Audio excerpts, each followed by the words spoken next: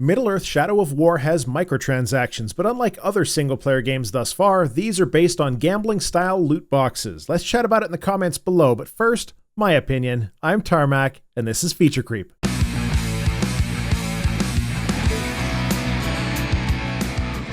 Microtransactions have been creeping into all genres of video game over the past few years. This is no surprise, though it's certainly not a positive thing for the wallets of many.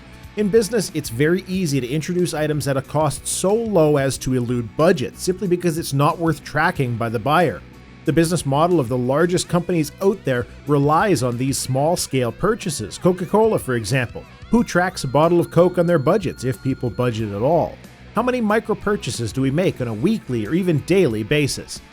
Video games are no different, as you well know, I'm sure, bleeding over from the envy-inducing revenue stream of the Apple App Store, where people of all makes and models spend ridiculous amounts of money without realizing it. In fact, the App Store was so successful that the video game industry began to employ psychologists just like app designers did, en masse, in order to figure out exactly where that sweet spot is. At what point does a person part with money? And at what point does the game need to squeeze them for a little bit more? At what point does a person get fed up and leave, on average? Make no mistake, these elements are being scientifically tested in large part thanks to companies like King, the makers of Candy Crush.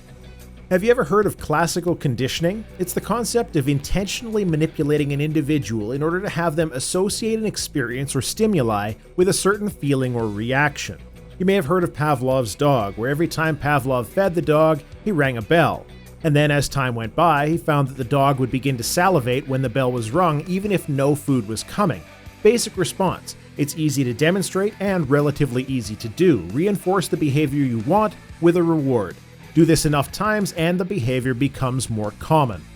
So I'm here to talk about loot boxes, specifically the predominantly single-player game Middle-earth Shadow of War. I say predominantly because it has a multiplayer mode, which sounds tacked on at best. If you ever watched a video I've made before, you can probably guess my view on loot boxes, but let me make it crystal clear. I think that loot boxes are analogous to gambling, and the psychological manipulation used mirrors that of casinos and gambling parlors the world over. To my eyes, there is no excuse for game companies to be engaging in active and cynical manipulation of their customers. Until it's regulated, you can expect more and worse from them. In Shadow of War, which includes the infamous and dare I say incredible Nemesis system, you defeat orcs and remove them from power, creating little ad hoc stories of your own if they beat you or you beat but don't kill them. It was quite slick. But in the sequel, if you dominate orcs, a sort of mind control, you can get them to join your side. So very quickly, the game becomes about being a military general of sorts, gathering support for the cause, building an army. It's a single-player game, but has an online ranked mode, which we'll get back to later. According to a post from Jared, a Monolith community manager, the game is going to have a marketplace. Not a real marketplace where you can trade things, but really just an online store where you can spend your hard-earned real money. You see, Shadow of War has two currencies, gold, which is received from in-game accomplishments, and Mirian, which is bought with your credit card. I didn't know that Sauron took Visa, but I guess that's a thing.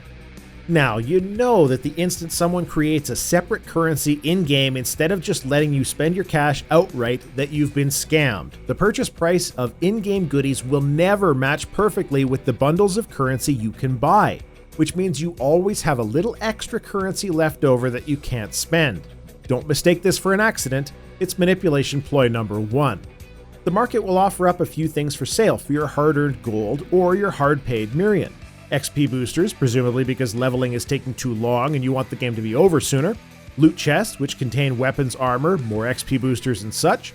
War chests, which give you orc followers that can be common or even legendary, because of course. And last, you can get a bundle with all three, which will inevitably be labeled as the best value, despite value being entirely arbitrary here.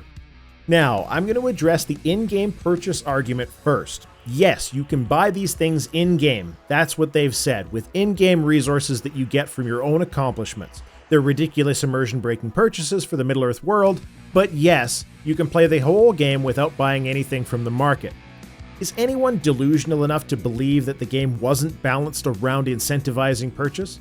Does anyone really believe that Warner Brothers, one of the bog-standard greed-man-walking publishers, didn't have a hand in making sure the game was just tedious enough and the extras advertised to the player just often enough to get them to purchase something? Here's the thing. No company is going to invest hundreds of thousands of dollars in designing and implementing a system for loot boxes and online purchases and then turn around and not take advantage of it. Shadow of War is going to be balanced differently than it would have been if there was no market at all, which means that every single player who buys this game has already been negatively impacted by the market the moment they start playing. So sure, you can buy all of the items in-game. Please let me know when that turns into a valid logical argument in favor of this kind of system. Really though, I decided I wanted to cover this because I have a problem with gambling. I actually mean that in two ways. I've always liked gambling. I've also gambled more than I should. You see, there's this mistaken belief that people either have a gambling problem or don't. The fact of the matter is that it's shades of gray, just like everything else in life. I like the table games and I like the silly, flashy slot machines. It's fun. I've never gambled so much that I couldn't pay a bill, but I have spent more than I intended to, hoping a bad night would turn good. The thing is, I've done a lot of research. I know what the odds are at blackjack and on various bets on the craps table. I know roughly what the average return on slot machines is. I'm what you would consider an educated gambler because it seemed to me I should know how the games work if I'm going to play them. I know I'm being screwed, and usually pretty close to how well, which means I'm making an active adult choice to engage in something that can be harmful. So that's one problem I have with gambling, albeit how slight. I also have a problem with gambling mechanics in video games. By this I mean I believe it is unethical and probably should be illegal or at least heavily regulated.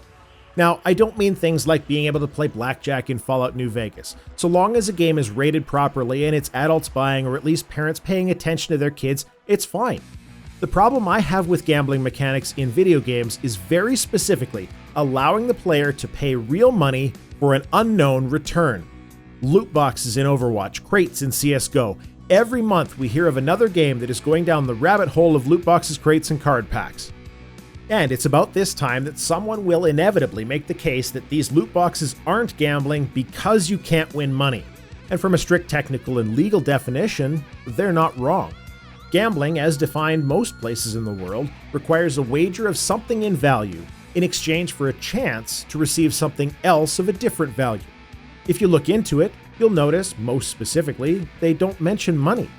They quite literally use the phrase, thing of value. In a casino, you might bet $10 on a hand of blackjack, hoping to hit the 21 and get your $10 back with an extra $15 in profit.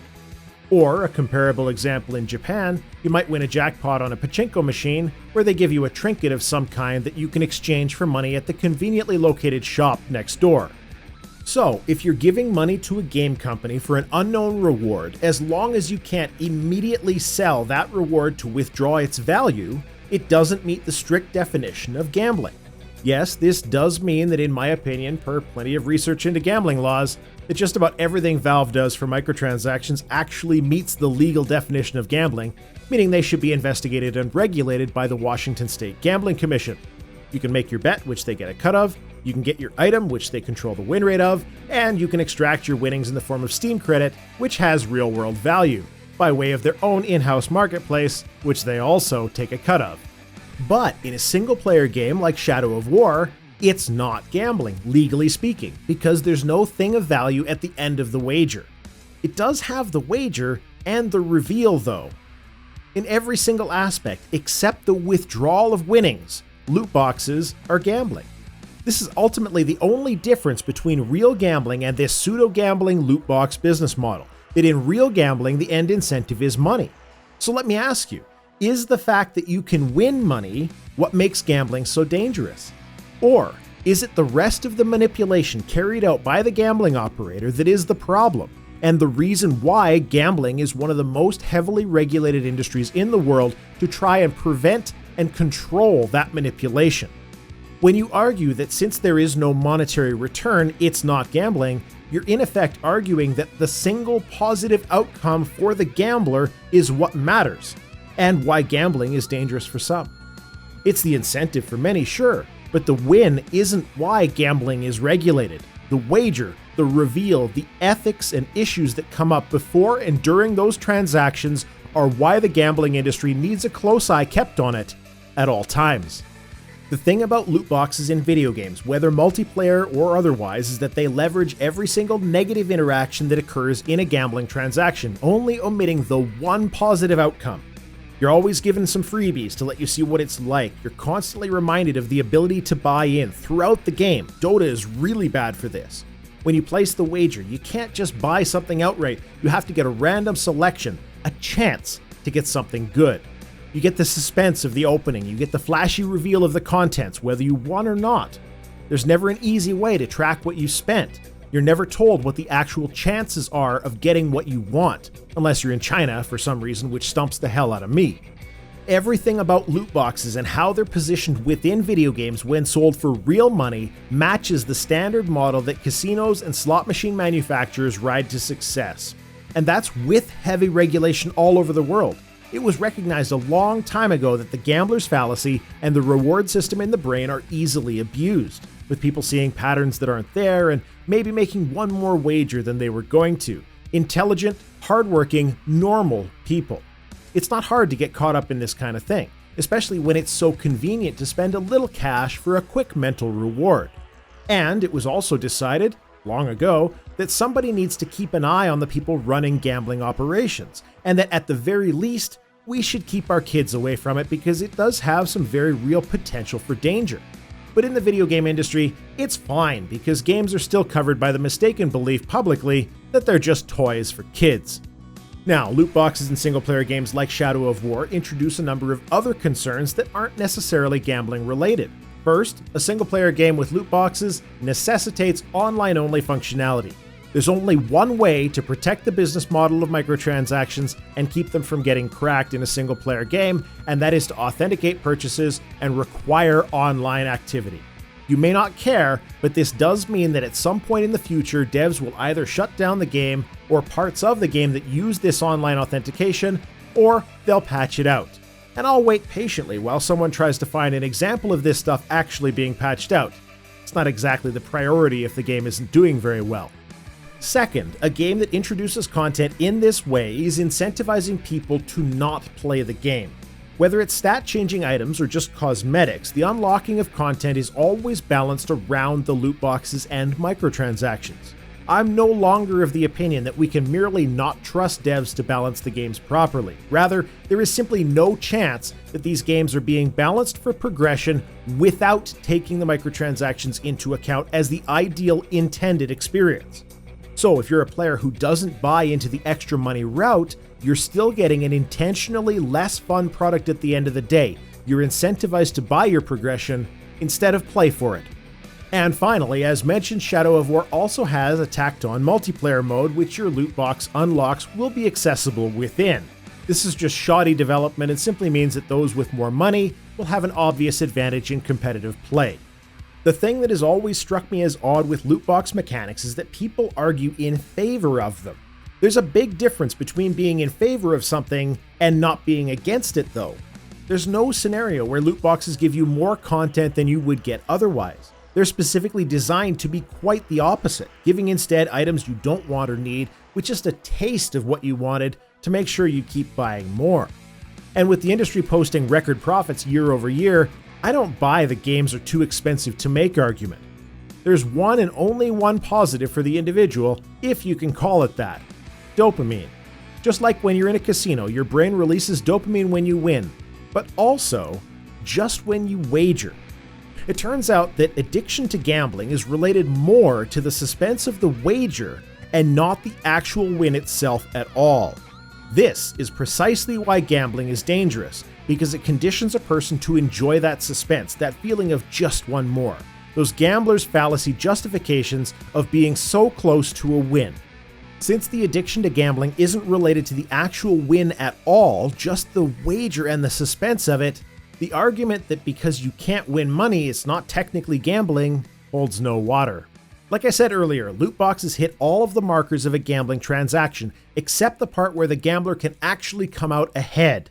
To the folks who will say that we're adults, we don't need regulation, well, we're adults and the casino industry is heavily regulated. Just imagine what it would be like if they weren't. Where do you stand on pseudo-gambling in video games, loot boxes, card packs, crates, and such? If you're one of the folks who argues in favor of these things, I'd especially like to see your rationale, because I have yet to encounter a good argument on that front. Thanks folks very much for sticking around even though I was effectively AWOL for 2 months. The new job is going well and I'm starting to feel like I have a handle on it. I'll be back to making content, though I don't want to commit to a strict schedule just yet. And an extra thanks for all of the welcome back messages on the last vid. Didn't get a chance to reply to everyone, and I thought this would work nicely instead. My name is Tarmack. That's all I have to say.